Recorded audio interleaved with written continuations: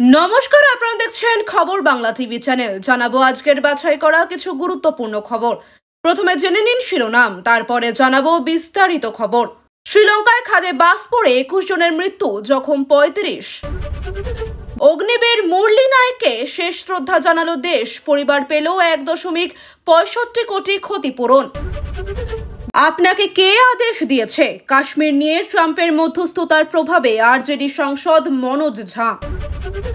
আমাদের ক্ষমতা দেখিয়ে দিয়েছি, সিঁদুর যারা মুছেছিল সাজা পেয়েছে, ব্রহ্মস কারখানা উদ্বোধন করে রাজনাথ। ওয়াকফ অফিসের সম্পত্তি নিয়ে নয়, জমি বিবাদে খুন জাফরাবাদের হরগোবিন্দ ও চন্দন দাস। সবার আগে সারাদিনের শীর্ষে থাকা নির্ভরযোগ্য খবর পেতে এখনই ভিডিওটিতে একটি লাইক করে চ্যানেলটি সাবস্ক্রাইব করে দিন। নমস্কার, এতক্ষণ দেখছিলেন সংবাদ শিরোনাম। এবার শুরু হলো বিস্তারিত খবর। শ্রীলঙ্কায় খাদে বাস পড়ে 21 জনের মৃত্যু, জখম 35। সাতসকালে মর্মান্তিক দুর্ঘটনা শ্রীলঙ্কায়। কোটমালের পাহাড়ি এলাকায় খাদে বাস পড়ে 21 জনের মৃত্যু হয়েছে, জখম হয়েছেন 35 জন। তাদের মধ্যে বেশ কয়েকজনের অবস্থা সংকটজনক। মৃতেরা সকলেই বৌদ্ধ পুণ্যার্থী। প্রাথমিক তদন্তে অনুমান, পাহাড়ি রাস্তার মোড় ঘুরতেই বাসটি খাদে পড়ে যায়। কিভাবে দুর্ঘটনা তা খতিয়ে দেখা হচ্ছে। যান্ত্রিক ত্রুটি নাকি চালকের ভুল তা তদন্ত করে দেখা হবে বলে জানিয়েছে পুলিশ। পুলিশ সূত্রে খবর, প্রায় 60 জন বৌদ্ধ পুণ্যার্থীকে নিয়ে কাতারাগামা থেকে কুরুনেগালা যাচ্ছিল একটি সরকারি বাস। সেই সময় পাহাড়ি পথে নিয়ন্ত্রণ হারিয়ে বাসটি খাদে পড়ে যায়। বাসে প্রয়োজনের তুলনায় অতিরিক্ত যাত্রী নেওয়া হয়েছিল বলে অভিযোগ। ঘটনাস্থলে মৃত্যু হয় 15 যাত্রীর। হাসপাতালে নিয়ে যাওয়া হলে বেশ কয়েকজনকে মৃত বলে ঘোষণা করেন চিকিৎসক। জখমদের স্থানীয় হাসপাতালে চিকিৎসা চলছে। এক পুলিশ আধিকারিক জানিয়েছেন, সাম্প্রতিক কালের মধ্যে এত বড় দুর্ঘটনা ঘটেনি। দুর্ঘটনার পরপরই ঘটনাস্থলে পৌঁছায় পুলিশ ও উদ্ধারকারী দল। মৃত্যুর সংখ্যা আরও বাড়তে পারে বলে আশঙ্কা করছে পুলিশ এবং উদ্ধারকারীরা। শ্রীলঙ্কায় বছরে গড়ে 3000 সড়ক দুর্ঘটনা হয়, তবে 2005 সালের পর এত বড় দুর্ঘটনা ঘটল বলেই জানা যাচ্ছে। 2021 সালেও বাস দুর্ঘটনা হয়, সেই সময় 13 জনের মৃত্যু হয়েছিল। অগ্নিবীর মুরলী নায়েককে শেষ শ্রদ্ধা জানালো দেশ, পরিবার পেল 1.65 কোটি ক্ষতিপূরণ। ভারত পাকিস্তান সীমান্ত রেখায় সন্ত্রাসীদের ড্রোন হামলায় মারা গিয়েছেন অন্ধ্রপ্রদেশের 23 বছর বয়সী সেনা জওয়ান। 8 থেকে 9 মে রাতে ভারতের অপারেশন সিঁদুর অভিযানের পাল্টা আক্রমণ চালিয়েছে পাক সেনা। সীমান্তবর্তী এলাকায় ক্রমাগত গোলাগুলি চালিয়েছে তারা, কিন্তু ভারতীয় রণবাহিনীর কাছে পরাস্ত হয়েছে পাক সেনা। তবে যাই হোক না কেন, পাকিস্তানের একাধিক ড্রোন হামলায় সাধারণ মানুষের উপরেও আঘাত এসেছে। শহীদ হয়েছেন একাধিক সেনা জওয়ান, সেনা অফিসার। শুক্রবার 9 মে ভোরে সীমান্তবর্তী এলাকায় পাকিস্তানি হামলায় কর্তব্যরত অবস্থায় নিজের জীবন উৎসর্গ করেছেন অগ্নিবীর মুরলী নায়েক। রবিবার 11 মে তার মরদেহ অন্ধ্রপ্রদেশের গোরান্টলা মণ্ডলের তার গ্রাম কালীথান্ডায় নিয়ে যাওয়া হয়েছে। তার মৃত্যুতে গ্রামের শোকের ছায়া নেমে এসেছে। সেখানে নেতা, কর্মকর্তা এবং নাগরিকরা সকলে জাতির জন্য মুরলী নায়েকের সর্বোচ্চ আত্মত্যাগের প্রতি আন্তরিক শ্রদ্ধা নিবেদন করেছেন। অগ্নিবীর মুরলী নায়েক জন্মগ্রহণ করেছেন 2002 সালের 8ই এপ্রিল। ছোটবেলা থেকেই দেশ সেবা করার স্বপ্ন দেখতেন তিনি। 2022 সালের ডিসেম্বরে মাত্র 20 বছর বয়সে তিনি অগ্নিপথ প্রকল্পের অধীনে ভারতীয় সেনাবাহিনীতে যোগদানের মাধ্যমে নিজের স্বপ্ন পূরণ করেন। নাসিকে 6 মাসের কঠোর প্রশিক্ষণের পর তিনি অসমে 1 বছর দায়িত্ব পালন করেন এবং বর্তমানে পাঞ্জাবে কর্মরত ছিলেন।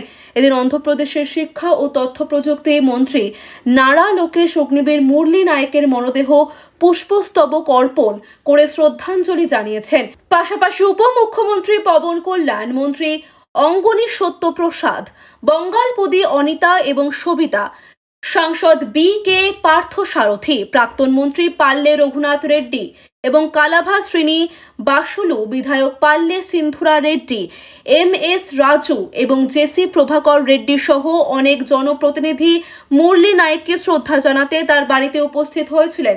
তবে এখন সাধারণ মানুষের একটাই প্রশ্ন, অগ্নিবীর মুরলী নায়েকের আত্মত্যাগের জন্য তার পরিবার কি কি সুবিধা পাবেন? বিশেষ করে তিনি কি শহীদের মর্যাদা পাবেন?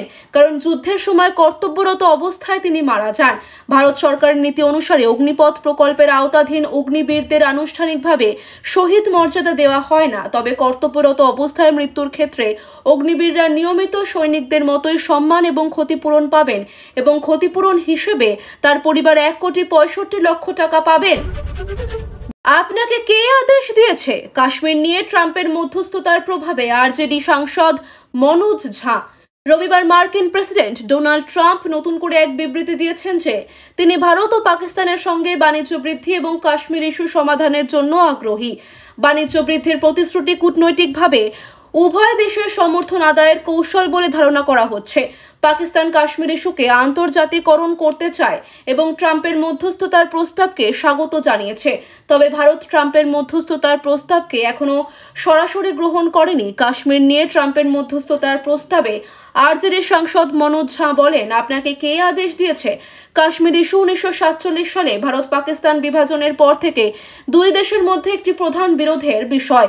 এই অঞ্চল নিয়ে দুই দেশের দাবি সীমান্ত সংঘাত এবং সন্ত্রাসের জন্য পরিস্থিতি জটিল হয়ে উঠেছে। কাশ্মীর নিয়ে ট্রাম্পের মধ্যস্থতার প্রস্তাবে মনোজ ঝা, আমাদের ক্ষমতা দেখিয়ে দিয়েছি, সিঁদুর যারা মুছেছিল সাজা পেয়েছে। ব্রহ্মস কারখানা উদ্বোধন করে রাজনাথ। অপারেশন সিঁদুরে ভারত নিজের ক্ষমতা দেখিয়ে দিয়েছে। যারা ভারত মাতার উপর আক্রমণ করেছিল, যারা ভারতীয় নারীদের কপালে সিঁদুর মুছেছিল, অপারেশন সিঁদুরের মাধ্যমে তাদের সাজা দেওয়া হয়েছে বলে জানালেন প্রতিরক্ষা মন্ত্রী রাজনাথ সিং। রবিবার উত্তরপ্রদেশের লখনৌয়ে সুপারসনিক ক্রুজ মিসাইল ব্রহ্মসের কারখানা উদ্বোধন করতে গিয়েছিলেন রাজনাথ। সেখানে উত্তরপ্রদেশের মুখ্যমন্ত্রী যোগী আদিত্যনাথও ছিলেন। তিনি জানান, অপারেশন সিঁদুরের ব্রহ্মস ক্ষেপণাস্ত্র ব্যবহার করেছিল ভারতীয় সেনা। কারখানা উদ্বোধনের পর সাংবাদিকদের মুখোমুখি হয়ে রাজনাথ বলেন, অপারেশন সিঁদুর সন্ত্রাসবাদকে নির্মূল করতে ভারতের ইচ্ছা শক্তি এবং সামরিক শক্তির দৃঢ়তার প্রদর্শন। অপারেশন সিঁদুর শুধু একটি সামরিক পদক্ষেপ নয়, বরং দেশের রাজনৈতিক, সামাজিক এবং কৌশলগত ইচ্ছার প্রতীক। প্রতিরক্ষা মন্ত্রীর সংযোজন, অপারেশন সিঁদুরের মাধ্যমে সন্ত্রাসবাদীদের কড়া বার্তা দেওয়া হয়েছে, তারা বুঝে গিয়েছে সীমান্তের ও পারেও তারা নিরাপদ নয়। আজ গোটা দেশ ভারতীয় সেনাকে স্যালুট করছে। জম্মু কাশ্মীরের পেহেলগাঁওয়ে জঙ্গি হানার প্রত্যাঘাতে পাক অধিকৃত কাশ্মীর এবং পাকিস্তানের মূল ভূখণ্ডে বেশ কয়েকটি জঙ্গি ঘাঁটি গুড়িয়ে দিয়েছে ভারত।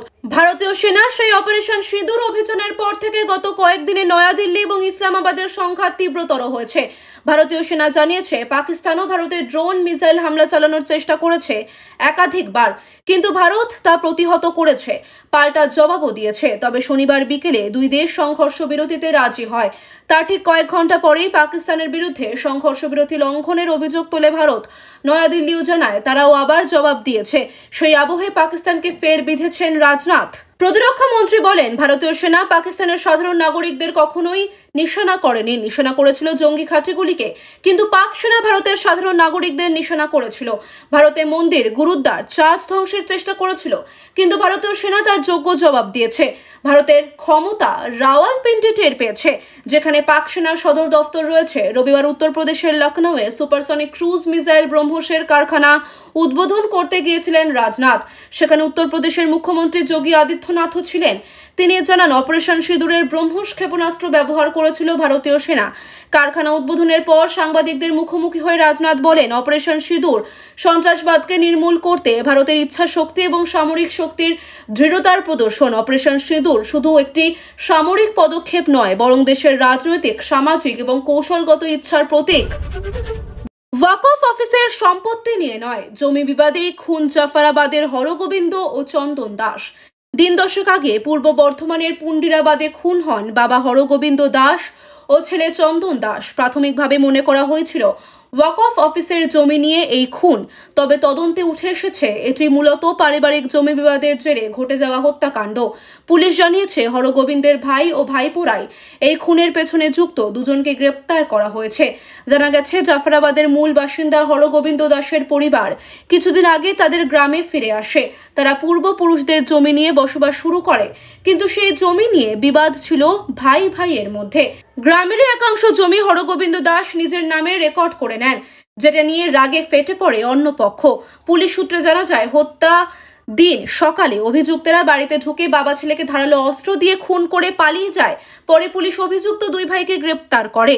যদিও এখনো পলাতক কয়েকজন রয়েছে, তাদের খোঁজে তল্লাশি চলছে। মৃতদের পরিবারের দাবি, তারা জমি কিনে বসবাস করছিলেন, কোনো বেআইনি দখল নয়। তবে একই পরিবারের সদস্যদের মধ্যে দীর্ঘদিন ধরে জমি নিয়ে বিবাদ চলছিল। পুলিশ জানিয়েছে, তদন্তে এই পারিবারিক দ্বন্দ্ব এবং জমি সংক্রান্ত বিবাদের বহু প্রমাণ মিলেছে। ওয়াকফ অফিস এই হত্যার সঙ্গে জড়িত নয় বলেই এখন মনে করছে পুলিশ।